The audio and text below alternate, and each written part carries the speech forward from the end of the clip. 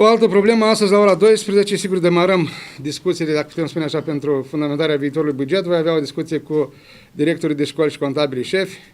Aici avem o mare problemă, cheltuielile materiale, cheltuielile cu utilitățile în mod special și sunt câteva unități de învățământ, fostele licee industriale, 2, 3, 4, deci liceu de la grupul școlar 2, cum se cheamă el, 3 alimentarul, 4 Samuil Sopescu, care au rămas cu multe clădiri internate, care astăzi o parte din ele sunt folosite, altele nu, au închiriate pe la diversi prestatori pe acolo, muncitori, știu, care lucrează în Suceava.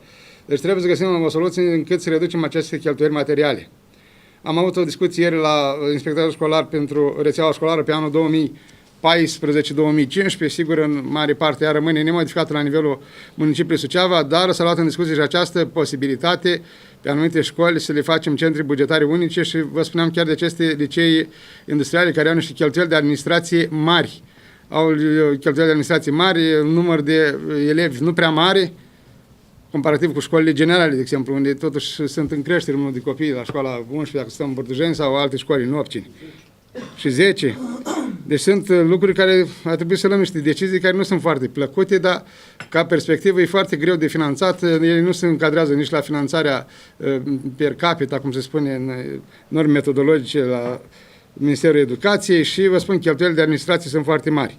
Sigur că astăzi voi insista foarte mult să mai vină cu soluții directorii de școli, pentru că am vorbit mult și am făcut puțin, cu măsuri eficiente și pragmatice de reducerea costurilor și a cheltuielilor materiale la aceste școli.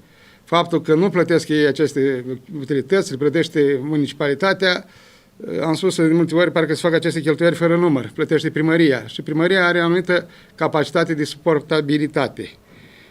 Așa cum am spus, la rețeaua școlară rămân 28 de centri bugetare pentru anul 2014-2015, din cele 42 de unități școlare de învățământ.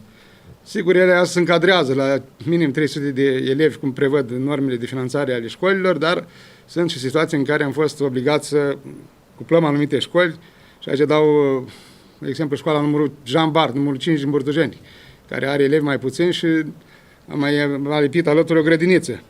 Sigur, facem artificii legale, dar pe viitor trebuie să găsite soluții în așa fel încât să putem asigura finanțarea și funcționarea corectă la fiecare unitate de învățământ prin comasarea mai multor școli într-un singur centru bugetar pentru a reduce cheltuielile administrative.